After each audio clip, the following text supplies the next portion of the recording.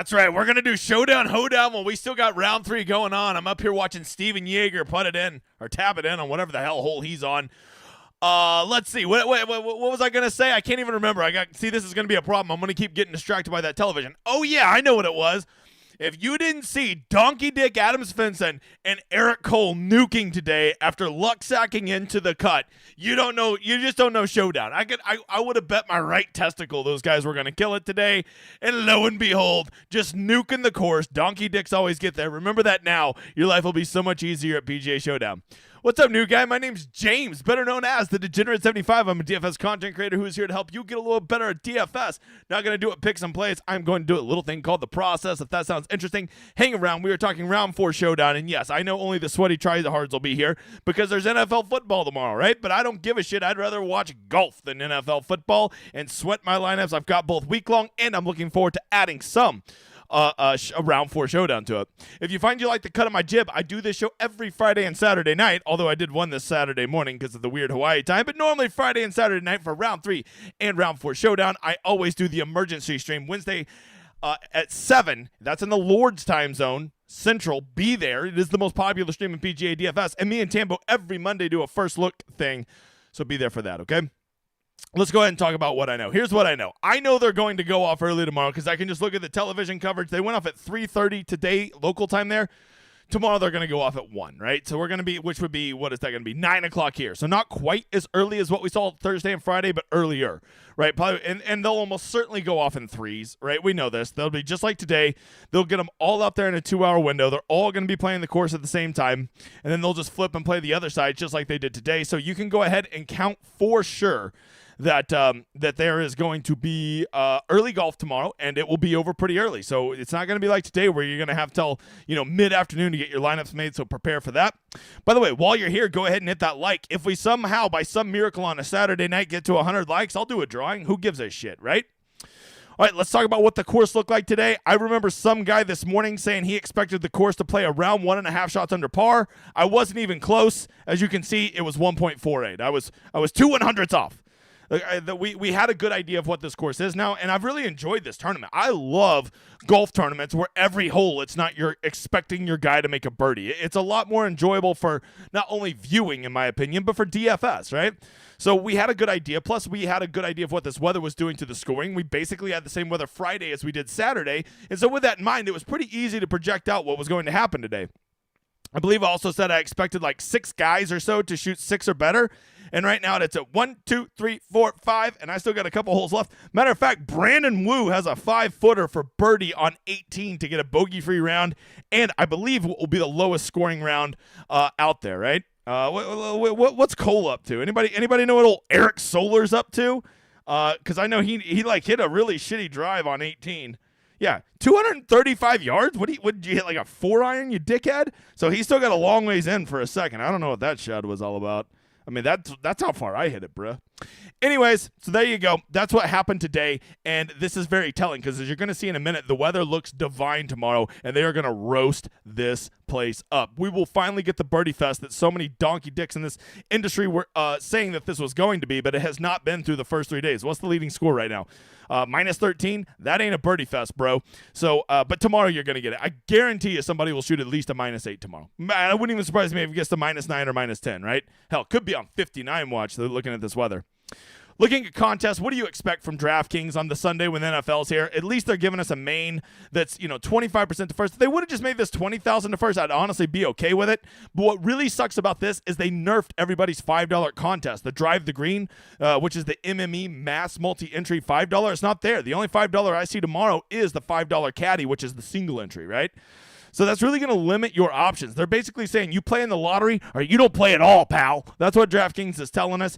Only a couple more weeks of this nonsense, and then finally we will be back to getting great Saturday and Sunday contests because they'll know that there is no bigger sport on Saturday and Sunday than PGA Showdown, but we got to wait for football to end. So that's where we're at. Not a lot of great contests. If you look down here, you'll still be able to find some that are solid. The $44 Club Tour is always nice. If that's out of your price range, they still got the $1.20 max. It's just going to be a little nerfed, right? They still got a $12 single entry down there. So the key is just to have fun with it and realize that with these contests being nerfed, you're just not going to have a chance to win $1 bajillion tomorrow, right? Let's see. By the way, in the chat, if you want to keep me updated on Cole, I've got him in my 5-5-5 lineup, and I really need this bogey-free round. Could really use a birdie, actually. Him and Connors, if you want to update me in the chat, I wouldn't mind. Here is the weather for tomorrow. As you can see, it looks heavenly. Everybody agrees it's going to be real nice tomorrow, right? We know they're going to go off around 8 o'clock local time. They're all going to get out there probably by 10 o'clock, and this round will end around 2 o'clock local time, probably more around 6 o'clock here in my time zone, right? Maybe 7. So here's what I can tell you. This is the first time this whole week we've seen no winds, right? We know the course is going to be generally receptive. It's just not getting hot enough out there. These greens are not firming up that much, right? I mean, I would give them medium firmness. It's not like they're out there throwing darts, but the greens are still receptive, and I think with the humidity in the air tomorrow, I think that you're going to see probably medium soft greens, and on a little short par 70 with no winds, these guys can tear apart medium greens. So why does all this matter? Because there is no wave edge. With them both going off in threes, right? They're going to go off groups of 3, just like they did today in 1 and 10. So there is no weather edge tomorrow per se, right? Because basically everybody's going to be out there at the same time. So to try to chase a wave edge like we did at week long is almost a moot point.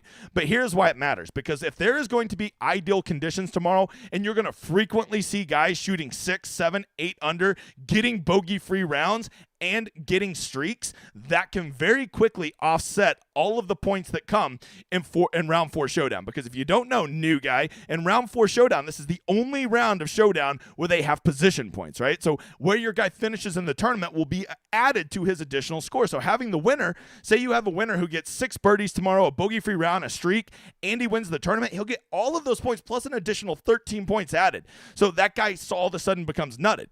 The nice thing about this is this leads to every dumbass out there at round 4 Showdown just going and trying to play as many guys in the top 10 as they can and failing to realize that like the difference between second place and 20th place in this tournament is legitimately 1 birdie. And so people overstack the top 10. And so I tomorrow am a big fan of chasers. There's going to be some ass clown from the bottom of the field who is going to go shoot a -9 tomorrow, much like that Silverman guy did today at like 0.3% owned. And he's going to be the guy you need if you're playing in the lottery. You're going to have that ass clown, okay? So to think that you can fade having that guy that goes nuke from the back of the field tomorrow because of position points, you just don't get it, bro. So that's how I will be implementing the weather tomorrow. Oh no, Brandon Wu missed it. Brandon Wu missed the birdie putt. What a dickhead. I think that would have made him the highest scoring guy on the slate, too. What a dickhead. What a dickhead. All right, it doesn't matter. By the way, if you're ever like, man, who would, okay, I get like Eric Solar, like he made a lot of sense, which by the way, if you're wanting to, this is the Rosetta Stone from last night. Here's Eric Cole, right? I was like, dude, play Eric Cole. Play him in cash. He's an Ori Cook guy. He A+ bad round regression, A+ historical. Eric Cole, there was not a chance he was not going to tear it up today, right? Like he's a high leverage play. I marked him everywhere I could to try to tell people this is a pretty good play. You play whoever you want. I don't give picks and plays. I just the Rosetta Stone, I just look at it and then I color it accordingly, right? And you're like, okay, well that was easy. Anybody could have saw that coming. Okay, dickhead. How about this one? What about Brandon Wu? Did a lot of people have Brandon Wu? Could you see right there? Pink is sleepers. How would you have ever played Brandon Wu at 2% ownership day? I just saw he had good approach. His approach numbers were good. He had great short game regression. And his putter, he just missed some short putts yesterday, right? You put all those things together, you get a guy at 2% owned who I believe if he would have just made that shit, he still might be the highest scoring guy on the slate. I haven't even looked. He's definitely near the top. And that's how you get to guys like that. This is the kind of stuff you get over on my site. This is the Rosetta Stone, right? And I'm not telling you every sleeper hits. Hell, some of these sleepers did not. But all it does is kind of point you in the right direction. You need to use your own stats to find the right guys, but that's part of having the process. By the way, you see all those projections on there? Right there. This is called the solver, the best optimizer out there. You want my projections, see how they're all loaded in there? And you want my ownership, not only for week long, but for all the rounds of Showdown. Just sign up for this. Make sure you use this little landing page right here. And not only will you get the optimizer, you'll get my projections and my ownership all loaded in for you for $25 a month when other optimizers are charging like $150. Ridiculous, okay? Ridiculous. I encourage you to sign up. The time is shrinking where you're still going to be able to get in on this deal, so I would do it sooner than later, but it's your world. I'm just living in it, big guy. Eric Cole second to the green side bucker. Thank you, B-Mac. I need old Eric Solar to get up and down. All right, guys, as I told you, round 4 comes with these position points, and they're a little tricky, right? Because everybody sees this 13 points and this 10 points for first and second, 9, and they fall in love with them, right? But here's just some basic math, right? The difference between the guy who finishes, let's say the guy who finishes in 4th place, right? So you get a guy who moves up and finishes 4th place, or maybe you pick a guy who starts in the lead, right? For whatever reason, you play Sam Stevens tomorrow, okay? And he ends up finishing 4th. Well, at least I'm getting my 8.5 points. Well, here's the problem. The guy who finishes in, 25th place and gets one more birdie than Sam Stevens will have outscored him, because that guy in 25th place also gets 3 bonus points for a finish, and then he'll get that additional birdie on top of him. 5.75 plus that 3 would now be 8.75. So if that guy who finishes 20, which by the way will be legit 1/10 the ownership of Sam Stevens, if he outscores him by 1 birdie, you have now outscored that guy with those magic position points, right? This is why you've got to be careful, especially when I think tomorrow's going to be a birdie fest, falling in love with guys in the top 10. I am going to have a rule that I probably want 2 guys starting in the top 10 tomorrow, 2 guys that I think can go win it per lineup, and then I'm probably going to say I never want more than 3, because I want at least 3 or 4 guys in every lineup charging from the middle or the back of the field. And once you realize these points, yes, it is really nice to have the winner, but it is not essential. This is not like week long where you have to have the winner, okay? And once you realize that, and you can have a couple guys up there who can go chase that win, go chase that second for you, have those ceiling rounds and get those bonus points, but realize that starting with 5, 6 guys in the top 10 is just beyond stupid. Once you realize that, it will free you up to make lineups that can actually win GPPs, okay? You're going to get some super high leverage guys that are going to be starting T39 tomorrow, and people are like, I can't play them. They're not going to get position points. But if they shoot a -7 with a streak and a bogey-free round, you won't give a shit about position points, will you? Because they'll have naturally outscored all those guys, right? So that is the breakdown. That is the big difference about round 4, new guy. You got to understand these position points. It adds a little more layer of depth of strategy to round 4 Showdown as opposed to round 1, round 2, and round 3 Showdown. All right, let's get over to the stats like we always look. Let me hit refresh. I'm still over here in the chat just waiting for an Eric Cole update. The sun's going down. That can't be good for the solar, man. All right, I had somebody message me and say, what is ball striking? Guys, I don't want to intimidate you with these terms. When I search over here for ball striking, which, by the way, if you're on Data Golf and you don't see it, you just simply go right here to add and remove statistics, and you can put whatever you want on there, right? Whenever I sort by ball striking, all that is telling me is they're off the tee plus their approach, right? It takes around the green and putting, and it takes it out of it, right? So it's basically just what I think are the 2 most important things, and really, it's a much more higher lean towards approach than towards off the tee. That's why I go look at approach separately. So who are the guys that absolutely killed the balls? I mean, my God, Chris Kirk's going to win this friggin' tournament. If you look at those stats right there, that guy, every hole, he has an 8-footer for birdie. I swear to God, he is playing some unreal golf right now, right? And look at that. He lost 2.4 on short game, which is around the green plus putting put together. And Chris Kirk's no slouch at those things, right? He's at least average. He should not be losing that much. He could have had a nuke round today. He's going to be mega chalk tomorrow, but damn, you got to ask yourself, if you think he's going to win, does it really freaking matter what chalk he is? That would be the question you got to ask yourself. If you don't think he's going to win, I think you fade him. Because I'm not kidding. I think he'll be 40% owned tomorrow.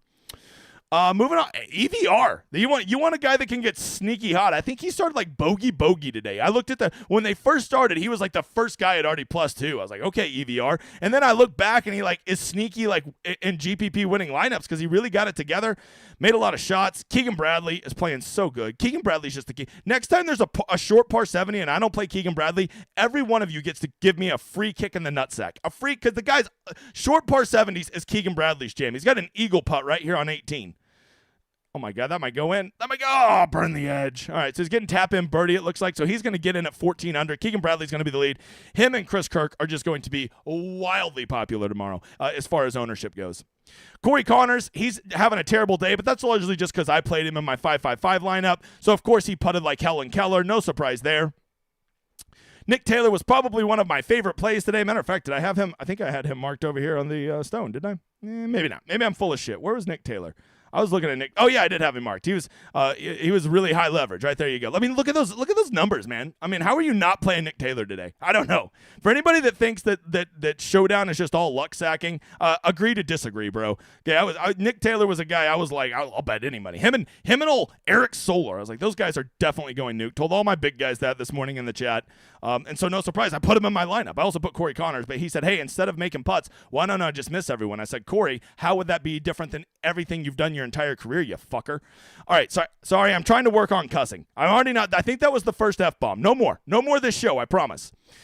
From there, Joseph, don't call me Joshua Bramlett. My God, if you're a ball striking truther, him and Eric Cole should have had much better rounds today than they had. They didn't make shit for putting. And those Bramlett's not a good putter, but Cole is a good putter. Grayson Murray's playing really good, which feels so weird to say. I also think he's going to be Icarus and fly a little too close to the sun, though, right? But the most important thing that I look at is approach. We've already talked about Kirk and Connors. When I see KH Lee with hot irons, I'm in. I'm in on KH Lee when he has hot irons because nobody gets more roasty hot with their irons than old KH Lee. He'll also miss about 3-4 footers for birdie, which will drive you nuts. Let's see. Who else? Joel Dahman again. I think that's 2 days in a row he's had really nice approach. Zach Blair, really nice approach. We already talked about Solar. Taylor Pendrith got off to a hot start today. Man, he would have actually had a monster round if he didn't lose 2.25 off the tee. And then, of course, Dylan Wu, one of my favorite plays today. Just unbelievably bad putting and short game. Every hole I look, 6 feet for birdie, 8 feet for birdie, 7 feet for birdie. Par, par, par, par, par, par, par. Thanks, Dylan. Anyways, off the tee. Did anybody kill themselves off the tee but were otherwise good today? We already talked about Pendrith. JT Poston, man, I think he started like bogey par double. He was like 3 over through 3 or something, and actually rallied and had a nice round. He's in my 5.55, and he kind of, he didn't give up on. He didn't bitch quit. If that were Hideki would have shot at 57 over. Siwoo would have been the same. Anybody else? Brandon Wu, of course. Brandon Wu might have had the round of the day. I haven't looked. Let's see. Get in the Cole. All right, I'm gonna assume that means birdie, Gooter. So pretty sure that's good. So I just got a bogey-free round out of him, and I think Connor's on 18 with a chance of bogey-free round. Those bogey-free rounds are a nice little bonus at the end, especially if it's a birdie and a bogey-free round. They'll get your ass skyrocketing it up in the leaderboard, pal. And then lastly, let's look at around the green, see if anybody killed themselves there, but we're otherwise good. We've already talked about EVR. Ben Griffin. I mean, look, Ben Griffin has done nothing today, and I've heard through the grapevine that he's an accountant, and so I feel like he's going to be able to add up that these short game numbers suck, and he needs to get better at them. I think Ben Griffin, a very good or he could bounce back guy tomorrow. Anybody else? Let's see. What do we got here? Parker, get out of here, Parker Cootie. I'm not going to shout you out, you dickhead. Look at old Adam Svensson. Just obvious he was going to do good today. Donkey dicks always get there. Say it with me. Donkey dicks always get there. Remember that. It makes Showdown so much easier. Oh, that guy's week-long chalk and he lucked his way into the cut? Go and nuke. Go and nuke. Eric Cole's going to shoot a 61 tomorrow, too. Okay, he's not happy with his 64 day. He's got to go 64, 61 and finish third and let all the donkeys feel like they're so smart, even though he shouldn't have even made the cut. Welcome to PGA DFS. 69 people in here, by the way. Nice. By the way, only 50 likes. That means there's 19 dickheads in here. That's a cuss word. Not doing good on the no cussing. All right, there you go. That's a quick rundown of the stats. Anybody just nuke with a putter today that would make me a little... Yeah, I don't know if I'm going to count on Emiliano Grillo to pick up 5 strokes with a putter again. Although that did help my week-long lineup. I played a good amount of Grillo, so it didn't piss me off. But I'll be the first to tell you, that's some luck sack and shit. If you're counting on Emiliano Grillo's putter, you're going to have a very, very disappointing life. Who else? Like Denny McCarthy roasted it with a putter today, but like that doesn't bother me. When him and Brian Harmon roasted with a putter, that doesn't bother me because they can just get like that and stay like that. But when I see Grillo and Svensson and Pendrith and Keegan Bradley getting roasty with a putter, I'm like, okay, we need to take that with a grain of salt because we shouldn't expect that round over round from those guys, okay? All right, I'm going to get to the chat, but before I do, guys, I'm telling you, you are running out of time. There's something real big about to happen, and I need you to know you got to get over to my site, degen75.com. You need to go check out all the stuff I offer, that Rosetta Stone for all of the slates and my projections and my ownership and sleepers while I'm sleepy and all the videos I do behind the paywall. You can get all of that for $34.99 for all the golf slates, right? And if you want to have everything I'm doing, simply sign up for, let me go back to monthly, the all access for $54.99. You're going to want to lock in those prices, trust me. And the last call on the big guy, it is ending in 4 weeks. If it's just getting too full, I'm taking 4 more weeks and then I'm shutting it down forever. So get in there now. I have the Rosetta Stone. It's the best tool out there. I've already showed you all the guys that I showed you right there, right? They're just, you still got to make your own picks and plays. I ain't going to give you picks and plays, but I am going to give you a tool that takes all that nonsense data that the data sites give you and puts it into a way that you can read it. And once again, big shout out to all my winners. Incredible how many people are flying the flag, how many people are winning insane money. So happy for all of you guys. Keep it up. If you've ever wanted to try out the site, simply let the editor or the support DGen75 right here below me know. And you sign up for the newsletter, we'll give you a free week on the site. I do not see 100 likes, so I'm not giving away a ticket. I've already given away 2 today, so I'm going to answer questions and let's see where the night takes us. Maybe we'll get a big rush of people. I get that people have lives on Saturday night, right? You're probably hanging out with the family. This is a terrible time to do it. But if I don't do it now, there ain't going to get no views. I say that. I did that video this morning, and we got 1,000 views before lock. So that was pretty impressive. It always amazes me how many PGA Showdown tryhards there are. Watching football and golf, sweating GPP showdowns. I saw Nick was right up there, possibly winning some GPPs. I hope you're running pure at the end here, Nick. Let me know if Corey Connors, I need a birdie from him on 18. I'll probably at least get a solid cash in the 555. How far back are you willing to go, players? That's a great question, Illini fan. Great question, because we talked about I really only want to have 2 to 3 guys starting up here in the top 10, right? So how far am I willing to go back? I'm pretty much willing to play literally anybody in at least one spot, right? I don't know that I want to take 3 guys from back here because, you know, a guy like Justin Lauer or Tyler Duncan or Robbie Shelton, they probably have very little chance of backdooring you any position points, right? But I don't mind playing 1, maybe 2 of those guys. But I want to play a lot of these guys right here in this T12 through T39 range. These guys go shoot a -8 tomorrow. They will backdoor a top 10, right? So not only are they getting you that big round with all those birdies, possibly a streak, hopefully a bogey-free round, but they're also going to be backdooring you those points. And the best part is because they started a little further back, they're going to be at noticeably lower ownership, okay? So that's the range I would target. But as far as, like, there's no guy I'm automatically marking off of my list because of where he starts. I just may have a rule that I don't want to play 2 or 3 of those guys who start way far back, right? Favorite cheapie tomorrow? I don't do picks, bro. I don't know what show you've been watching. Is this the #1 live stream in all of PGS? Where can I get my picks in place? It is the #1 live. It's Showdown. I'm in the #1. I've been the king of PGA Showdown for a long time. Didn't become the king of the week-long stream until late last year, and now it's every week. Deal with it. PGA Showdown. No, other people are like, hey, man, here's what I'm thinking, all right? Sam Stevens is starting in the lead. I think we should play him. All right, whatever. If you want to play Sam Stevens, you go right on ahead. Okay, there's Keegan Bradley, Sam Stevens, Grayson Murray, who are likely to all be tied for the lead or right there at the top of the leaderboard, and Simikawa and Silverman. 2 of those guys are not like the others, okay? I would bet you good money between Sam Stevens, Simikawa, and Silverman. 2 of those 3 melt down like frosty, okay? And they're all going to be 15 to 20% owned because people will be like, I could save so much money on them. And they're forgetting the whole middle ground where those guys suck, all right? That's the whole middle ground. So do whatever you want. I'm just telling you, you know, like guys like, oh, wait, I said Grayson Murray. No, 4 of those top 5 suck.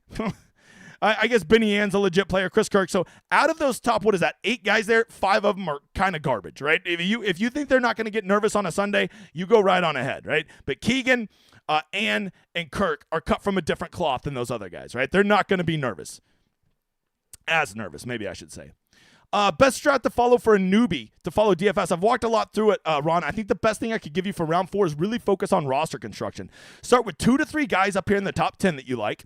Pick 1 to 2 in this 12 to 39 range, and then probably pick 1 guy that's kind of a punt that you like. A punt is like a high-risk, low-owned guy from the bottom of the field, okay?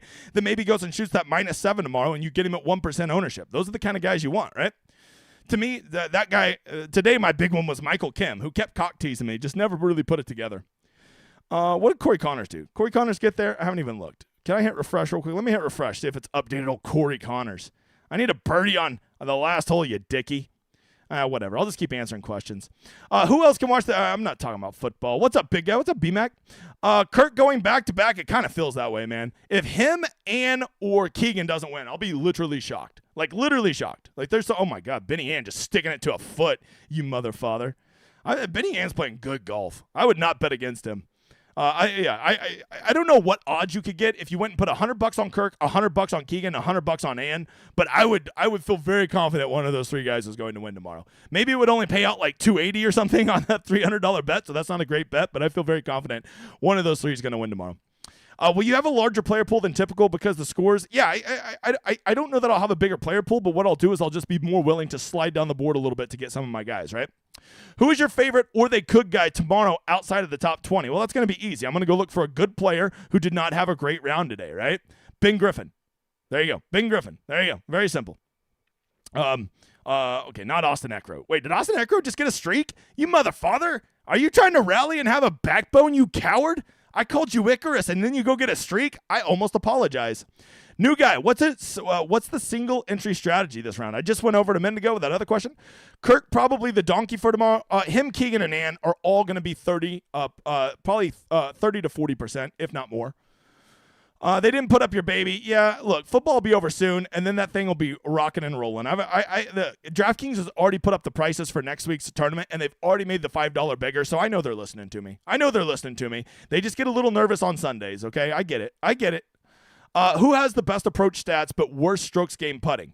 I think we looked at that, man. Just Chris Kirk and Corey Connors. Shocking that Corey Connors can't putt.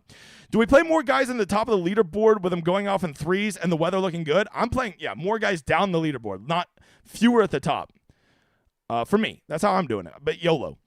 This seems so overwhelming in comparison to NFL, where the player pool are far less varied. Other experience. How do you begin to handle the variance of PGA DFS? It's simple. I live for it, right? Like everybody, when everybody says something in PGA DFS, you can, like, Ludwig looks so good yesterday. You got to play him or you don't. You don't have to play anybody at PGA DFS. Embrace the volatility. But his ball striking was so good and he's so talented. I don't give a shit.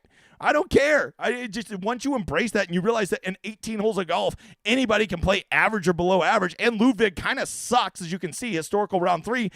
You just play the game. And sometimes I get punished by that, and a lot of times it works out, good. Like I did today. I did not play Ludwig. And I didn't play Hatton either, which was looking really good till he luck sacked an eagle on the last hole. PGA Showdown is my new obsession. Thanks, brother. Hey, no problem, Mike. Newbie, how do you balance the finishing points with playing? As I said, I think you just want to be conscious about having 2 to 3 guys up in the top 10 to chase those points, but I don't think you want to overcommit to that. Let's see. What's the best way to follow since TV coverage? Yeah, so I would highly encourage you to get ESPN Plus, because I've been watching it on ESPN Plus all day. I think it's only like $5.99 a month, and you can watch golf on there all day. They have a feed up on there almost all the time. And the other way is just the PGA Tour app, man. Just get to know it. There's some other sites that are putting that up, but I think those sites fucking suck. All right, who's your favorite Ori Cook guy tomorrow? Already answered it. Is it wise to play? No, I don't like playing nobody in the top 10 unless you think they're going to boat race. I think you're going to, somebody at the top with the course being so easy and so many guys being jumbled around the lead, somebody's going to go win this tournament tomorrow. Someone's going to go shoot a -6, -7 and go win this tournament. And you're going to probably need that guy in your lineup. I think you're getting too cute playing nobody in the top 10. When did Grayson Murray become Tiger Woods? Like, when did this happen? Goodness gracious.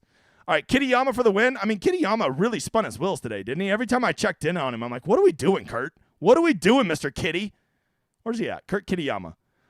Just a total spin his round day, and he really didn't even play that bad, right? I think Kitayama, I like Kitayama, but I'll tell you this. I like Kitayama when it's a little tougher than when it's a little easier. That's the one thing I would say. Who is EVR? That's Eric Von Royen, right? Eric Von Royen. You'll have to learn. I have a lot of nicknames, so never be afraid to ask. I'll always tell you, like, you'll hear me call Harris English Rope Hat. I just have nicknames for everybody because I've been doing this for so long. But, I'm talking about EVR is Eric Von Royen. He's a South African player who gets roo-roo hot. I mean, roo-roo hot. Let's see. Who kills the donkeys tomorrow? Murray Stevens. Can I take like 4 of the 5? Let's see. Did the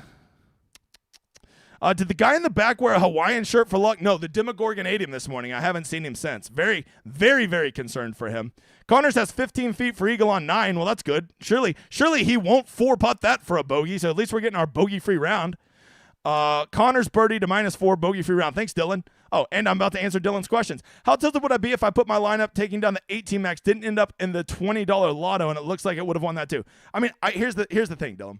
Do you ever play in the $20 lotto? Because if you don't, then you shouldn't do that, right? There's numerous times where I'll have a lineup that may win like, the 555 or the 452 max, and it's so nutted it would have also won the big $100,000 tournament. But I was never playing in it because it was paying a third to first. And if I preach that I'm never going to play in that, well, then I'm not going to get upset that I missed playing in that, right? I won a GPP at NFL this year, and that lineup would have shipped $100,000 in like the $200 single entry, but I didn't like the $200 single entry that week, so I was never putting that lineup in there. So you can't sit there and do that, right? Plus, how would you have known to put that exact lineup in there? Were you going to put all of them in there?